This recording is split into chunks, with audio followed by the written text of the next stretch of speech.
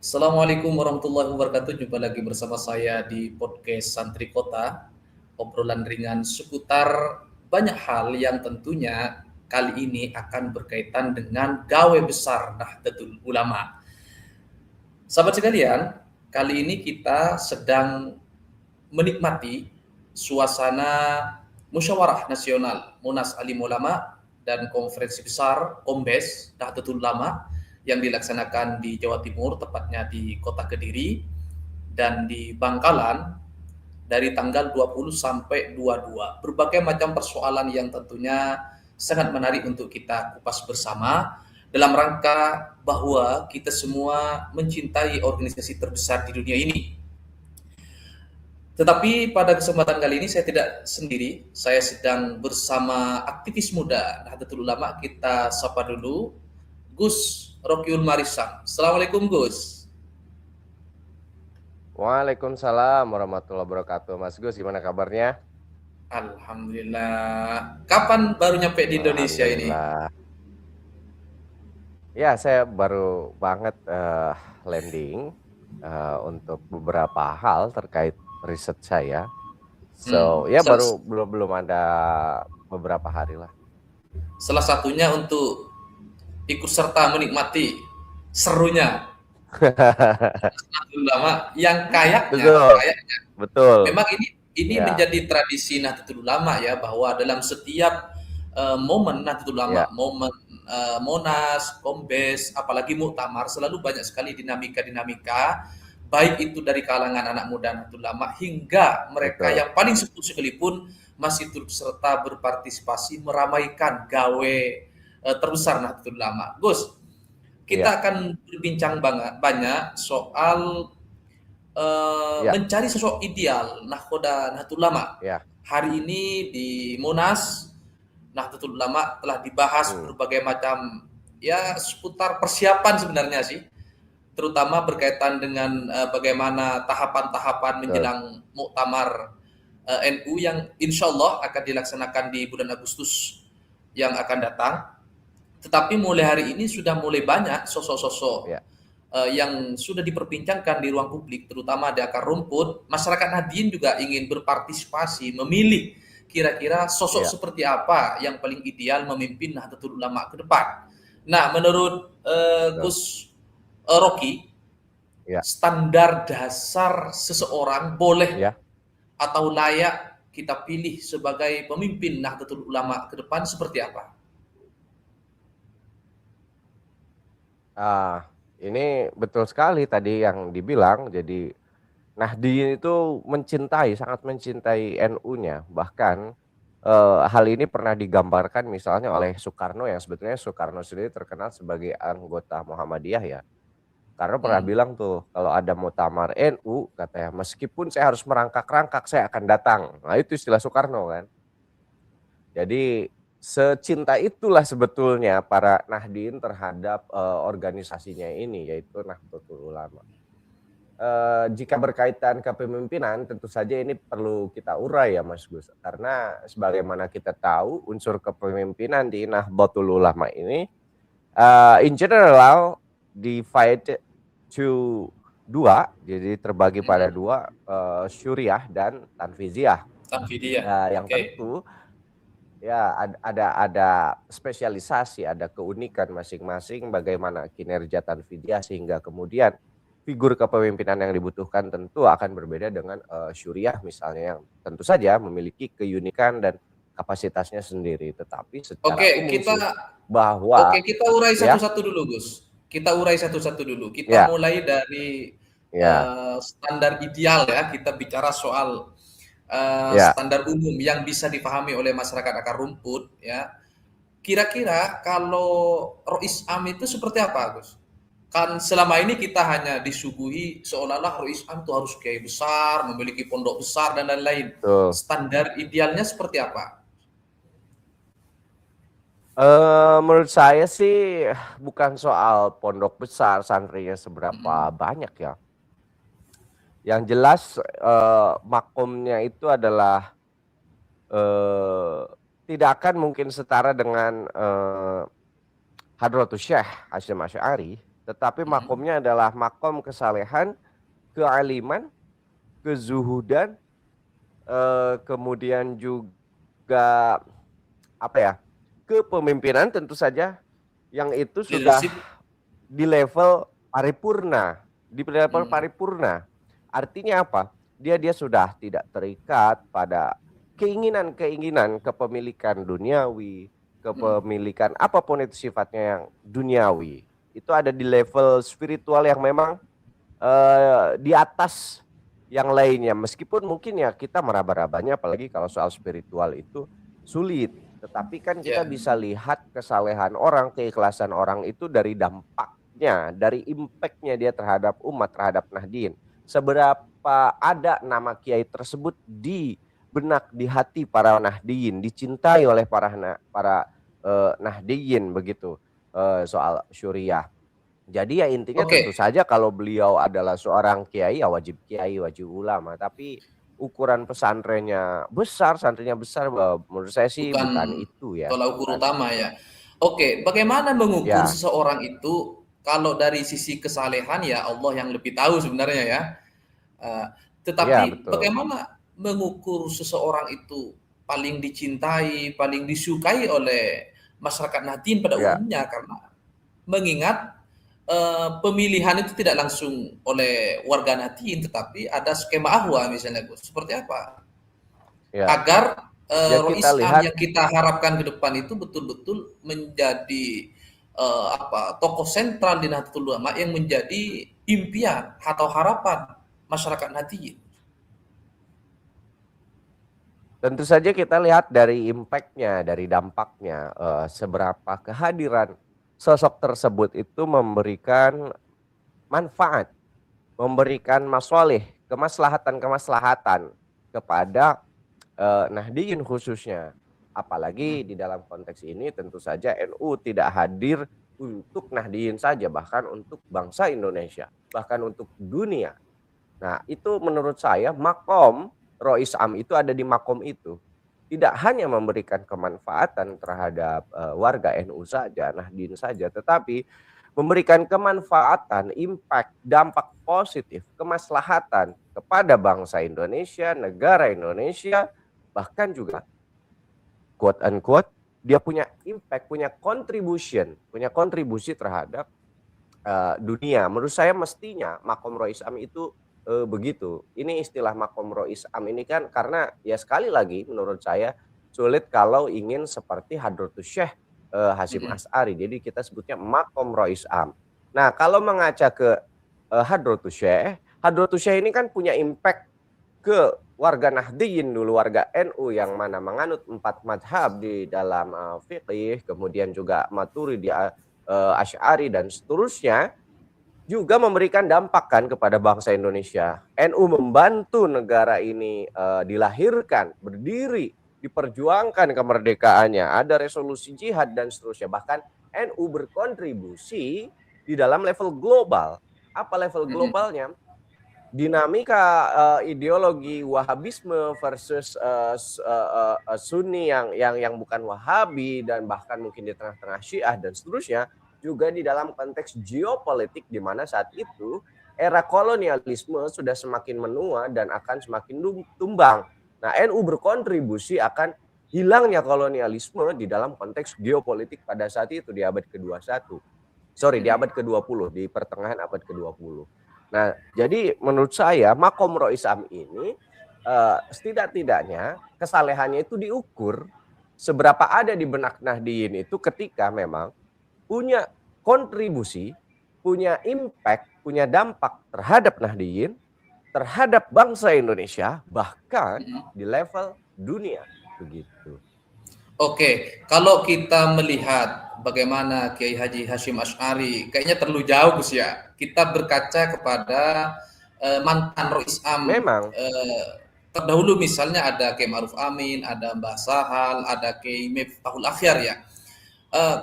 Bagaimana kalau Mas Gus menilai Rois Am selama ini dalam tanda kutip, bukan berarti kita apa ya, kita nggak enak ngomongnya Gus ya.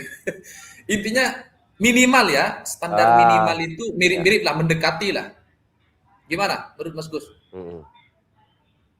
Ya kalau figur-figur yang tadi disebutkan sebetulnya kan saya orang yang cukup terbuka Mm. untuk mengemukakan pendapat. Mungkin sebagian orang akan menganggap itu ofensif, itu nir etika, itu tidak sopan dan lain-lain. Tapi kan Iya, iya. ini kita di dalam konteks berdiskusi, tidak perlu ada Iya, betul. ketersinggungan soal itu. Ini soal Mm. kita membaca realitas sosial dan itu harus dinampakkan sejujur-jujurnya, bukan dipoles-poles begitu kan. Ah, kalau kita melihat misalnya figur Mbah Sahal, Mbah Sahal ini dikenal sebagai maestronya fikih sosial, ya, maestro fikih sosial. Kontribusi beliau terhadap Nahdlatul Ulama itu sangat terasa tentu saja, di antaranya itu di dalam hal epistemologi ada kontribusi fikih sosial yang ditelurkan oleh sosok Mbah Sahal. Begitupun terkait misalnya pemikiran-pemikiran geopolitik daripada Mbah Sahal, saya kira juga ada, kendati itu kurang dielaborasi karena menurut saya sikap yang nyata itu misalnya komitmen terhadap kemerdekaan Palestina dan seterusnya Mm. itu ada di dalam seorang diri Mbah Sahal. Begitupun misalnya terhadap figur seperti Kiai Haji Ma'ruf Amin. Dalam hal epistemologi, Kiai Ma'ruf Amin ini dia dikenal sebagai pakar ekonomi Islam. Ya. Kita Mm. tahulah Iya. kiprah beliau di bidang perekonomian Islam, keuangan Islam itu kan beliau ini bisa dibilang kalaupun bukan penggagas ya, itu adalah yang membuat fondasi-fondasi berjalannya sistem perekonomian Islam di Indonesia itu bergerak maju gitu. Kita lihat bank-bank syariah, ada merger, kemudian bank-bank Bang Muamalah dulu ya. himbara yang syariah jadi BSI, Iya. sistem keuangan, sistem perekonomian itu banyak ditulis dasar-dasar bank muamalah itu juga oleh Kiai Ma'ruf Amin. Apalagi menurut saya impact paling nyatanya justru ketika malah beliau itu diajak oleh Presiden Jokowi untuk membantu beliau di pemerintahan, ya, memajukan bangsa ini. Nah itu tentu saja menurut saya Kiai Ma'ruf Amin kontribusi besar terhadap tidak saja kemaslahatan kesejahteraan warga Nahdien, tetapi juga bahkan bangsa Indonesia. Ya mungkin poinnya kalau sudah urusannya politik yang kadang tidak difahami oleh masyarakat, ya, yang terutama Mm. non NU begitu. Kiprah kiai itu harus kita ibaratkan, kiai ini kan dulunya santri ya. Santri itu Mm. ibaratnya itu paku, Mas Gus. Paku itu kan kalau sudah ditancepin gitu kan, nggak Mm. kelihatan toh. Nggak kelihatan paku itu. Kalau nonjol ya Iya. malah harus dipalu. Kalau sampai nonjol harus dipalu sampai nancep itu nggak kelihatan. Tapi kalau paku nggak ada, itu bangunan bisa reot, bisa lepas gitu, bisa roboh. Karena paku ini yang bisa mempersatukan antar partisi di dalam satu bangunan. Maksud saya adalah kadang masyarakat kan nggak melihat kiprahnya Kiai Ma'ruf ini apa dan lain-lain. Mm. Itu mereka nggak melihat dan memang kurang exposure. Dan bukan karakter kiai nampaknya yang Betul, memang betul. harus pamer. Mana ada Iya. kiai pamer-pamer itu kan? Apalagi pamer Iya. kesalehan, pamer apa namanya? Pamer pamer pencitraan dalam arti seperti itu ya. Tetapi itu harus saya sebagai santri, kita sebagai santri yang memahami kontribusi itu untuk memaparkan kepada khalayak. Begitupun di dalam jejaring internasional, sekali lagi karena mungkin Kiai Ma'ruf ya memang pakarnya di bidang ekonomi Islam, menurut saya diplomasinya kebanyakan melalui sistem ekonomi Islam dan juga diantaranya yang signature itu mungkin Islam wasatiyah ya. Dua terminologi ini yang mungkin khas terhadap misalnya figur Rois Am Mm. Kiai Ma'ruf Amin. Adapun Kiai Miftahul Akhyar saya no comment, saya belum tahu.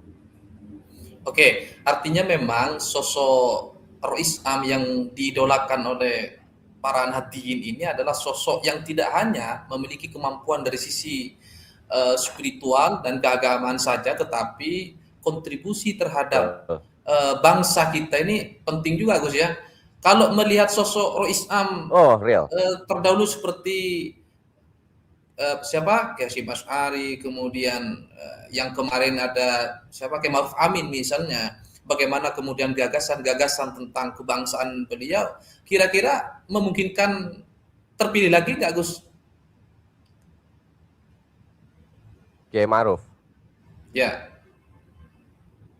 Siapa? kayaknya Siapa yang sosok terpilih lagi? sosok sosok paling ideal ya. Mohon maaf bukan mau membanding-bandingkan ya. Kita hanya melihat dari kacamata awam ya bahwa Kiai Ma'ruf Amin ini sosok Ya, yang sangat ideal menurut saya ya, selain memiliki kepakaran dari sisi agama, pernah menjadi ketua umum MUI ya. Beliau juga ya, pernah menjadi seorang politisi, menjadi wapres dan lain-lain. Menurut penjenengan ya. bagaimana kira-kira di Saya muktamar yang akan sangat datang? setuju kalau itu. Saya sangat setuju. Ini urusan mekanisme, apakah Hmm, pemilihan dan lain-lain, yaitu urusan lain para muktamirin. Tetapi kalau pertanyaannya, apakah Kiai Ma'ruf masih dianggap sosok ideal, atau misalkan bahkan ketika pun di-compare dengan figur lain, menurut saya yang makomnya selevel Kiai Ma'ruf hari ini belum ada gitu. Dan nampaknya yang paling pantas kalau kita uji pakai meritokrasi gitu kan, ya Kiai Ma'ruf memang hmm, paling pantas menurut saya untuk menjadi Rois Am yang hari ini itu di dalam konteksnya yang unik, konteksnya yang spesial. Apa? NU hari ini berada di awal abad keduanya. Tantangan-tantangannya itu semakin terbarukan, ya. So, pemikiran-pemikiran ulamanya itu butuh ulama yang mampu selalu adaptif melahirkan pemikiran-pemikiran yang baru untuk mengatasi tantangan yang memang sesuai konteksnya. Nah, kalau kita hmm. melihat Kiai Ma'ruf ini kan menurut saya orang yang kreatif ya. Kreatif dari segi pemikiran itu selalu punya makharij ya, istilahnya begitu, Ya, jalan keluar gitu kan. Tentu saja istilah-istilah yang dengan disampaikan juga sangat pendekatan nyaman, fikih. Gus ya. Misalnya kalau nah, ini ya, beliau kan kreatif soal itu. Misalkan kalau Ya, kita hanya mengenal dulu itu al-muhafadzu ala akhdu bi jadidil aslah. Itu kan oleh ya. Kiai Ma'ruf justru diperpanjang, nggak sekedar itu. Apalagi tuh lanjutannya saya lupa itu. Sumal aslah fal aslah ila dan seterusnya. Mahwal aslah. Itu saya pertama kali mendengar itu kan istilah begitu saya pertama kali mendengar justru dari Kiai Ma'ruf Amin. Belum lagi mungkin di sesi lainnya bisa kita ulas ya. Kiai Ma'ruf baru menulis satu buku yang memang menggambarkan pemikiran-pemikiran beliau tentang NU ke depan itu harus seperti ini. Nah, terkait itu kriterianya masuk tuh. Kiai Ma'ruf mampu pemikirannya terus kreatif, ya, Hmm. terus menghasilkan gagasan-gagasan yang adaptif, yang sesuai dengan kebutuhan zaman. Di samping, nah, nomor duanya, kenapa hari ini sangat spesial? Karena suka atau tidak, banyak Nahdien berpendapat di 5 tahun belakangan NU dianggap terperosok, terpuruk, entah soal tambang, soal pecat memecat dan seterusnya. Suka atau tidak suka itu fakta kan, ada pecat Ya. memecat, ada persoalan tambang yang nggak kelar, entah apakah itu jadi faktor terjadinya kekisruhan dan lain-lain. Tetapi dengan adanya fenomena ini, itu kan menjadikan NU katakanlah dalam tanda kutip sedang di titik nadir. Nah, kita butuh figur yang kiai yang karakternya kuat, keilmuannya kuat, kemudian juga spiritualitasnya kuat untuk membangkitkan lagi NU di abad kedua ini supaya melenting gitu kan. Gimana mau melenting kalau emang bangkit aja enggak. Nah, so Iya, menurut iya, iya, saya iya. melihat kebutuhan ini Kiai Ma'ruf Amin menurut saya sosok yang ideal untuk memimpin kembali Nahdlatul Ulama begitu Mas Gus. Artinya memang kalau melihat dari beberapa sosok Ruis Am yang pernah Ya, menjadi pimpinan tertinggi di Nahdlatul Ulama seperti Kiai Ma'ruf Amin ini penting ya menjadi referensi tentunya ya. ya. Kalaupun misalnya nanti Kiai Ma'ruf Amin tidak terpilih sebagai Rois Am, tetapi setidaknya Rois Am yang akan memimpin NU ke depan, kriterianya tidak jauh-jauh beda lah dengan Kiai Ma'ruf Amin. Kira-kira begitu Gus ya? Betul, ya jangan sampai jomplang. Begini misalnya, dari aspek pengetahuan yang sifatnya pesantren, ya levelnya harus demikian.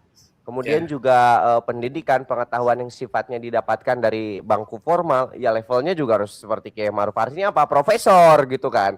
Ya kalau gitu ya. apa doktor aja enggak, saya kira kurang sesuai dengan Kurang lengkap. tantangan hari ini. Kurang sesuai Hmm. dengan tantangan hari ini menurut. Kurang lengkap gitu. Saya khawatir nanti pemimpin tidak punya perangkat analisis untuk decision making, untuk pembuatan keputusan ke depan NU harus gimana. Karena sekali lagi di awal pembukaan dibuka podcast kita ini oleh Mas Gus, NU ini organisasi terbesar di dunia. Kalau pimpinannya tidak punya perangkat analisis yang membantu dia membuat satu decision making yang tepat, akurat, mau gimana gitu kan. Apa Rois Am nantinya hanya akan di-brief saja oleh anak buah yang mungkin anak buahnya pun cenderung yes man semua, asal bapak senang semua misalnya. So, menurut saya perlu ada kemandirian secara intelektual, kemandirian secara spiritual, kemandirian bahkan secara ekonomi dan lain-lain untuk sekelas Roy Sam ini supaya dia betul-betul independen untuk menentukan sikap arah organisasi ini ke depan itu gimana. Karena di belakang Roy Sam ini ada lebih dari 100 juta umat Nahdlatul Ulama, Nahdiyin di situ. Gitu.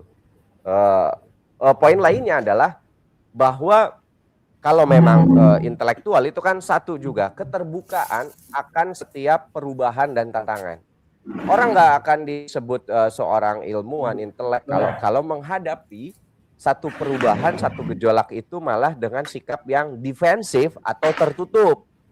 Yang ada itu harus terbuka. Nah, menurut saya karakteristik Kiai Ma'ruf ini terbuka, kemudian juga ya ada figur lain yang terbuka. Jadi bukan dengan cara menghindari masalah, tetapi menghadapi masalah itu mencari rumusannya.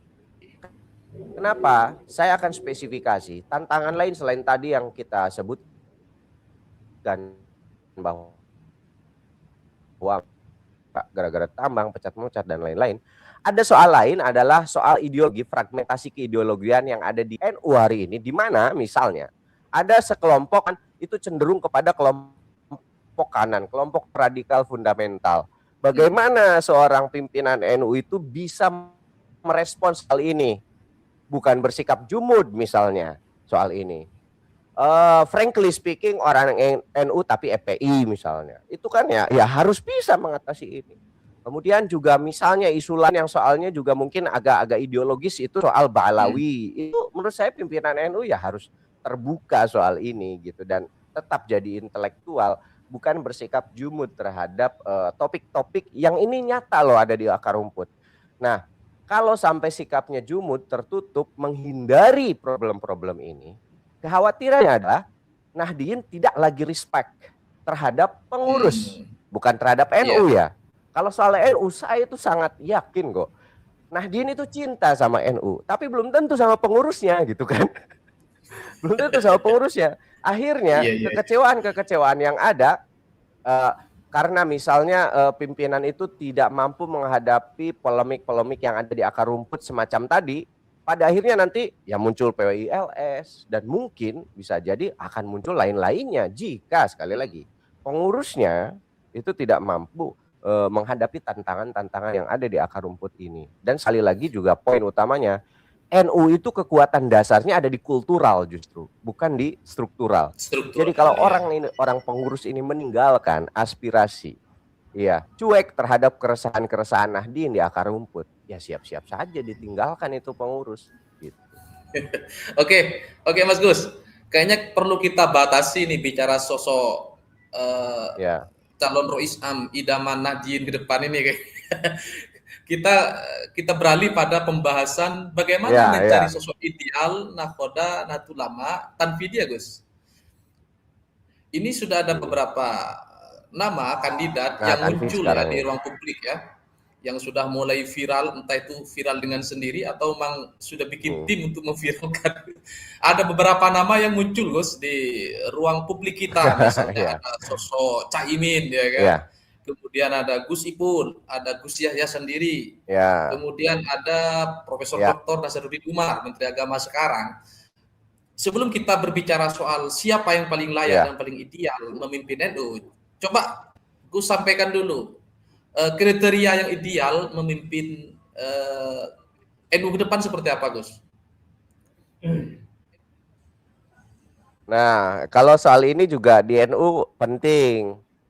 NU ini kayak semacam punya logika organisasi yang tertulis dan tidak tertulis. Iya.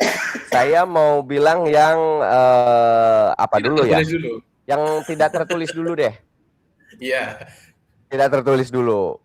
Itu kan umumnya di alam pikir Nahdien itu pemimpin mereka adalah biasanya itu lebih cenderung akan bersikap paternalistik atau pasrah atau mau dipimpin oleh pimpinan yang quote and quote berdarah biru pesantren.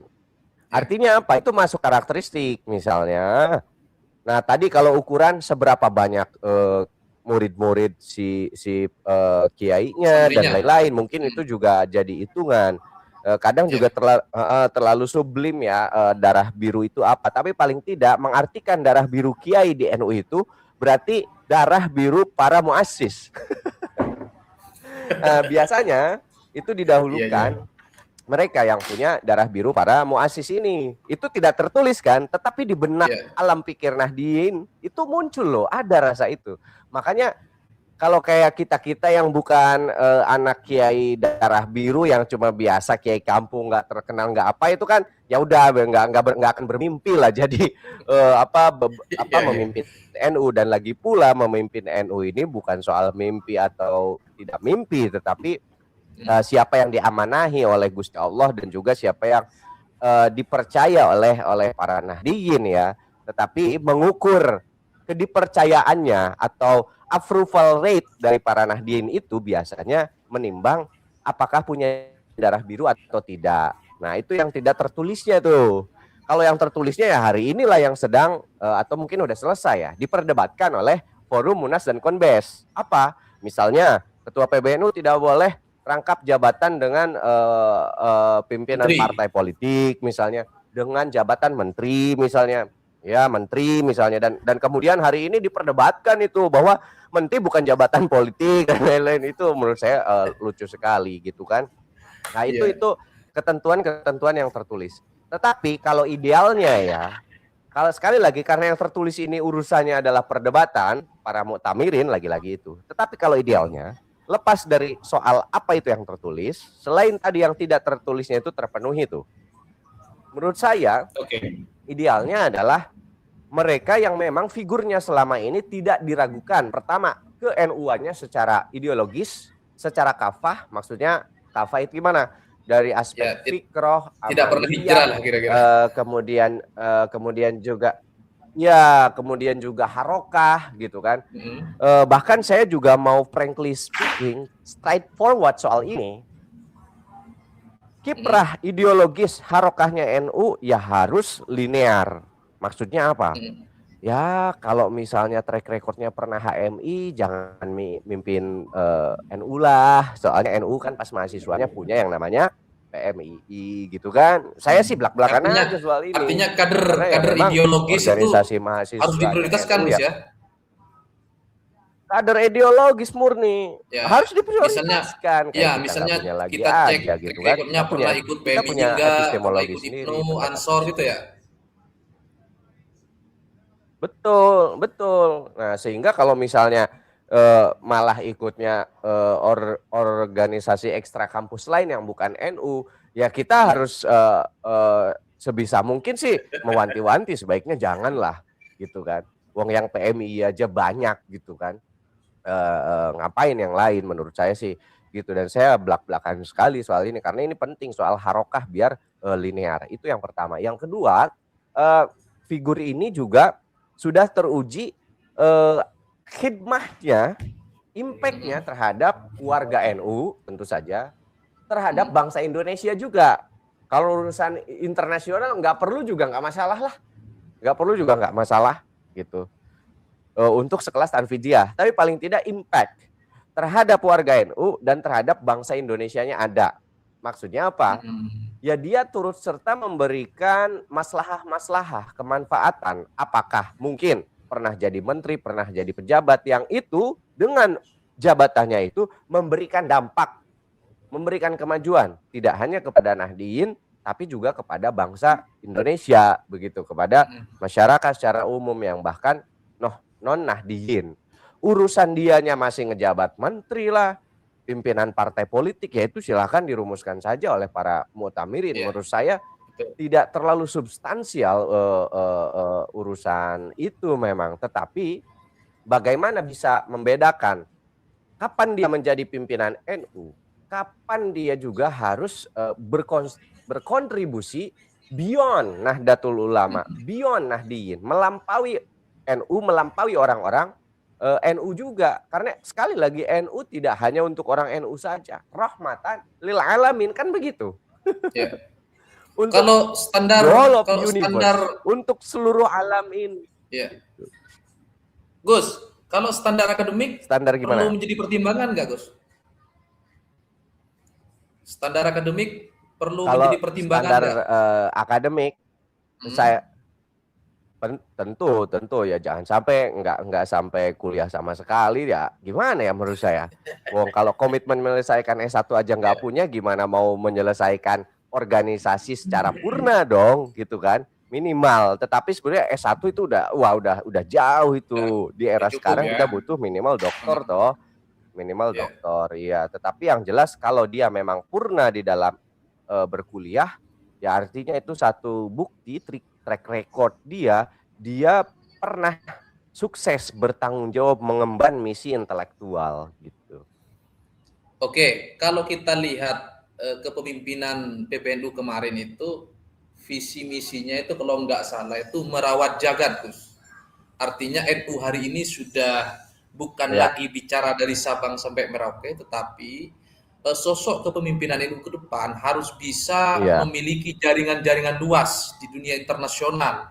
Misalnya menyikapi berbagai macam konflik di Timur Tengah dan lain-lain, betul. menyikapi berbagai macam persoalan yang itu Ya, baik dirasakan langsung oleh masyarakat Nahdien maupun masyarakat dunia. Kira-kira menurut Mas Gus, pengalaman ya. internasional ini penting nggak juga menjadi kriteria ideal sosok calon ketua umum PBNU ke depan? Kalau soal pengalaman internasional nggak penting ya. Istilahnya mungkin yang tepat bukan soal pengalaman, tetapi wawasan.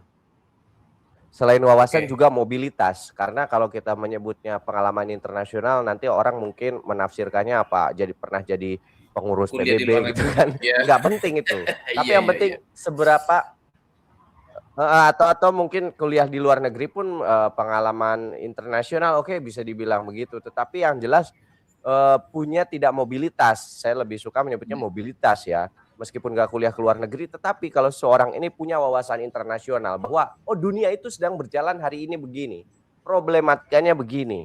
Jika kita menyusun solusi ini begini, kira-kira bakal seperti apa dunia ini berjalan. Di dalam beberapa hal tadi disebut misalnya kondisi geopolitik soal perang. Hari ini perang tidak hanya ada di wilayah semenanjung Arab, kemudian Selat Hormuz, perang juga Ya. hari ini ada di level yang lebih proksi, lebih terurai gitu kan, lebih terdisrupsi, ada di Ukraine, ada juga di negara-negara Afrika masih terus dilanda konflik, sampai bahkan perang saudara masih terjadi misalnya di Sudan dan seterusnya. Nah, ini bagaimana NU punya pemikiran kontribusi untuk menangani soal-soal ini. Soal ekonomi juga ya, geoekonomi ini penting juga nih menurut saya. Hari ini satu sistem yang sedang berjalan di dunia ini sedang menuju kematian. Tetapi kapan matinya ini orang belum bisa menentukan, dan mungkin belum Iya. ada keberanian untuk menggantikan dengan sistem baru, karena efeknya itu tentu saja perang, baik itu perang fisik maupun perang ekonomi. Apa sistem yang sedang dying ini, sedang menuju kematiannya ini, sedang sakarat nih? Di antaranya ada sistem neoliberalisme, ekonomi neoliberalisme. Kalau diwakili oleh negara-negara Amerika Serikat dan Barat, mereka ini sedang di dalam fase kematian sebetulnya. Baik secara ekonomi, bahkan poin lainnya adalah secara spiritualitas. Nah, gimana NU justru menawarkan solusi-solusi sebaiknya konstruksi sistem ekonomi ke depan itu seperti ini, menggantikan neoliberalisme misalnya. Oh, kalau begitu berarti kita harus berpartner nih dengan para intelektual, kemudian juga para stakeholder yang misalnya ada di BRICS, karena selama ini BRICS menawarkan solusi-solusi alternatif untuk menggantikan hegemoni Barat dengan sistem yang selama ini mereka bangun misalnya. Nah, NU harus fasih, harus punya wawasan semacam ini gitu. Pimpinannya tentu saja sekali lagi untuk analisis, untuk alat analisis bagaimana memahami dunia hari ini berjalan, kemudian bagaimana dunia ke depan harusnya berjalan, mengatasi problem-problem yang hari ini ada secara aktual. Begitu, Mas. Oke, ini pertanyaannya agak sedikit melenceng, Gus ya. Ini banyak sekali netizen yang menitipkan pesan nih ke admin Santri Kota ini tentang statusnya Caimin di Facebook dan di X, Gus. Saya baca, Gus, ya, statusnya Caimin ya. Wah, menarik NU itu. Bukan ya, siap. Tapi pelan-pelan diskusinya, Gus ya. Ini kata Caimin. siap, jangan terlalu ngegas. Iya. Iya. NU itu bukan organisasi politik yang membuat hubungan selalu kompetitif. Ya. NU itu orkestrasi kultural yang minna, tidak saling meminhumkan. Berbagai kemampuan kecerdasan sosial bersatu padu. Yang main-main di NU keluarkan aja. Yang berpolitik silakan di partai aja. NU itu lesehan dan menyatukan tanpa ketegangan. Nah, yang menarik statement terakhir Caimin ini, kangen Pak Hashim Muzadi. Nah, maksudnya apa ini? Maksudnya apa, Gus? Ada kepemimpinan Kiai Hashim Muzadi yang bisa menginspirasi kita lah kira-kira melihat kondisi NU hari ini, Gus. Silakan, Gus. Iya. Ya, tentu saja yang paling paham maknanya ya Gus Muhaimin sendiri ya.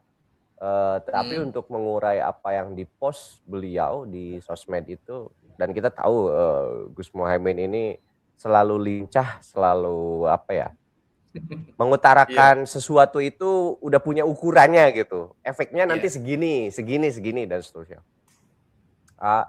Menurut saya pertama itu bentuk kritik terhadap kepengurusan sekarang yang dianggapnya sebagaimana di-quote-kan itu ada unsur-unsur politik yang mungkin memecah belah gitu kan. Yang bagi Gus Muhaimin itu bukan tradisi di dalam Nahdlatul Ulama, karena tradisi Nahdlatul Ulama itu saling bersilaturahim satu sama lain, atau bahasa kekiniannya itu adalah berkolaborasi. Betul. Harusnya ya NU itu tradisinya adalah tradisi kolaborasi, bukan tradisi kompetisi. Dan memang hari ini dunia sedang bergerak secara kolaboratif. Ya, itulah yang lebih ideal, alih-alih kompetitif.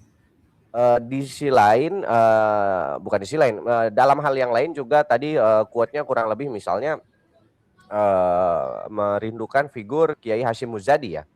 Karena Kiai Hashim Muzadi itu setahu saya yang paling apa namanya itu unik, yang paling identik dari beliau itu kan statementnya itu cenderung serius, tetapi juga ada nuansa-nuansa bercandanya sebagaimana biasa Kiai NU itu begitu karakternya. Itu bisa menyampaikan satu hal yang serius tetapi dengan ada disisipi candaan-candaan, gurauan-gurauan. Di samping secara manajerial harus secara terus, Gus. Ya harus luas lah, jangan terlalu serius banget juga, jangan gitu. Artinya ngurus NU memang harus serius tapi santai gitu ya. Ya, betul. Di sisi lain juga secara manajerial menurut saya sih, yang seingat saya era Mbah Hashim Muzadi itu beliau itu bisa jadi alat pemersatu umat Islam. Ya, bisa jadi alat pemersatu umat Islam karena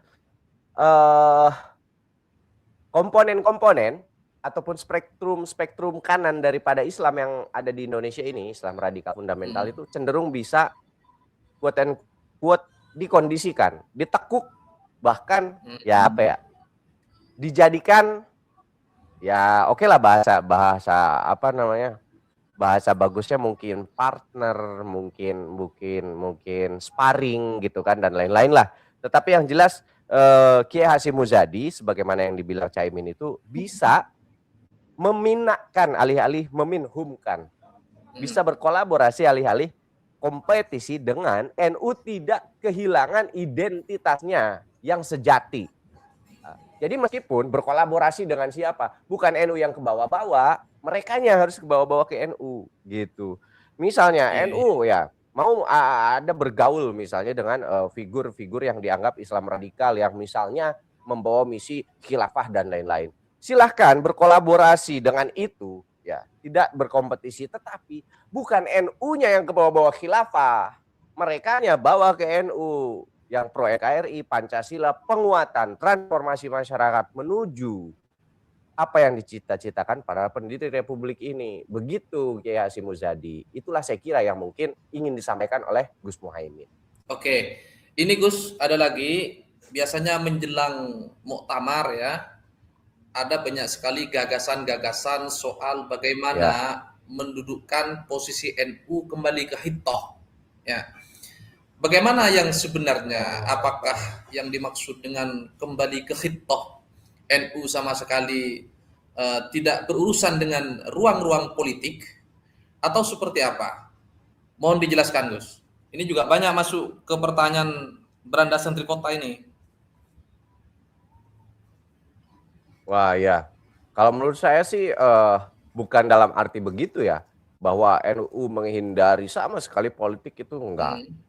The rest is politik. Hampir seluruh urusannya itu ada aspek politiknya. Politik ini kan urusan siasat, artinya urusan manajerial, bagaimana kita memanage satu persoalan. Mirip-mirip dengan ekonomi, makanya politik selalu identik juga dengan ekonomi misalnya. Begitu pun sebaliknya.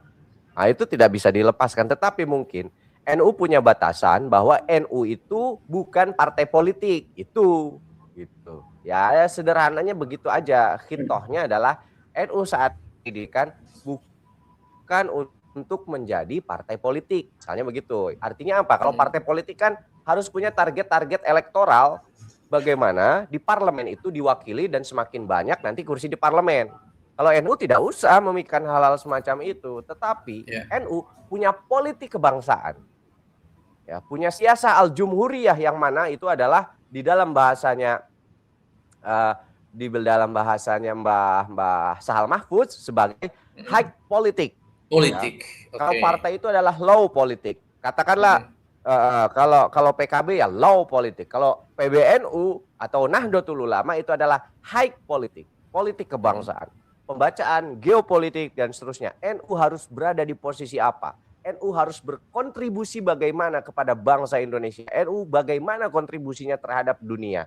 Nah, itulah yang didiskusikan secara politik ya, ataupun konstruksi politik Nahdlatul Ulama. Bukan membicarakan yang diwakili NU di kabinet harus sekian. Ya. Di kabinet yang mewakili NU harus sekian. Di parlemen yang mewakili NU harus sekian. Itu diskusinya tidak di ranah itu, Nahdlatul Ulama itu. Menurut saya sih, yang saya tahu sebagai ya anak muda yang pastinya kalau dibanding para kiai, para mutamirin, saya baru procot lah di dalam Nahdlatul Ulama kalau dibanding mereka. Tetapi paling tidak saya juga membaca buku-buku soal sejarah berdirinya NU itu, dan itu yang saya pahami. Gitu. Oke, nggak terasa. Kalau menurut Mas Gus sendiri gimana gitu? Misalnya nih soal NU soal khitah ini, misalnya hubungan NU dengan PKB dan lain-lain itu kan itu juga sering jadi bahan perdebatan diskusi. Kita boleh juga lah Mas Gus share pemikirannya di sini. Ya, kalau saya menggunakan bahasa masyarakat awam ya. Jadi NU ini bukan partai politik. Ada bahasa yang sangat menarik itu yang disampaikan oleh Kiai Hasyim Muzadi itu. Ya. NU itu bukan partai politik, tetapi NU agar aspirasi warga Nahdliyin tersalurkan dengan baik, maka kemudian PBNU waktu itu membuat yang namanya Partai Kebangkitan Bangsa. Walaupun tidak bisa dinafikan, tidak semua warga NU PKB kan begitu Gus ya. Yang penting kalau menurut saya benar-benar kata Caimin itu politik yang gembira, santai aja itu Gus. Iya. Gak usah terlalu serius kira-kira begitu ya. Iya, betul. Tetapi kita sebagai Ya. Nahdien tentunya. Mas Gus ada info-info update juga. Ya, terus? Nantilah kita bikin forum khusus. Jadi pada kesimpulannya, Nah, kalau menurut update saya, dari Monas Konbes sendiri gimana? insya Allah besok kita akan membahas yang lebih substansial terkait dengan materi-materi Monas dan Kombes, Gus. Insya Allah, Gus. Nanti bisa join lagi, tinggal dipilih Oh ya, beberapa poin pembahasan yang menurut saya sangat menarik. siap. Dan di sini tadi saya sudah buka, kita pilah-pilah mana yang menurut saya sangat penting untuk disampaikan, khususnya kepada warga Nahdien, agar warga Nahdien juga bisa menikmati diskusi apa saja. Karena Pak, di Munas dan Kombes ini kan bukan hanya berbicara bagaimana NU ke depan, tetapi persoalan keumatan wakiyah yang hari ini terjadi, misalnya terkait dengan DAM, kemudian terkait dengan apa tadi yang sangat menarik perlu saya dibahas itu. Insya Allah akan kita diskusikan hanya di podcast Santri Kota ini. Dan mungkin sebelum kita tutup, ada pesan-pesan khususnya buat warga Nahdien, Gus, agar muktamar ke depan itu betul-betul menghasilkan kepemimpinan Nahdlatul Ulama yang sesuai dengan harapan kita semua. Silakan, Gus. Ya, kalau menurut saya sih siapapun pengurusnya, NU ke depan, PBNU, jangan sekali-kali meninggalkan akar rumputnya. Jangan sekali-kali meninggalkan masa Nahdien kulturalnya. Karena disitulah sebetulnya elemen utama daripada Nahdlatul Ulama. Kekuatan utama daripada Nahdlatul Ulama. Pengurus ini kan ya hanya orang-orang administratif saja pada dasarnya. Di samping memang kita tentu mengharapkan pengurus itu adalah simbol kepemimpinan sebagai orang NU yang paripurna sehingga bisa mengurus Nahdien yang lain. Harapannya ya begitu. Kemudian juga harapan kita Nahdien tetap semarak mengawal, meramaikan, menyemarakan muktamar ini. Karena apalah muktamar NU tanpa romli-romlinya. Begitu, Mas. Justru romlinya itu yang membuat suasana muktamar menjadi ceria gitu ya. Oke. Betul. Terima kasih sekali atas kebersamaan Gus Rokiul Ma'arif Syam di podcast kali ini, dan insya Allah ke depan akan banyak sekali materi-materi yang akan kita bedah melalui channel Santri Kota. Sahabat sekalian, pemirsa dimanapun Anda berada, podcast ini sesungguhnya kita buat untuk mengkanalisasi diskusi-diskusi akar rumput ya, karena mungkin di antara teman-teman, terutama para aktivis muda Nahdlatul Ulama, ingin ikut serta berpartisipasi langsung ke lokasi tidak memungkinkan, jaraknya jauh dan bukan pula peserta resmi ya. Mari kita diskusikan di podcast ini, ada gagasan, ide-ide kreatif kalian, kira-kira seperti apa seharusnya kepemimpinan Nahdlatul Ulama ke depan. Dan jangan lupa like, subscribe, dan komen channel Santri Kota. Terima kasih atas kebersamaan Anda. Sampai jumpa. Assalamualaikum warahmatullahi wabarakatuh.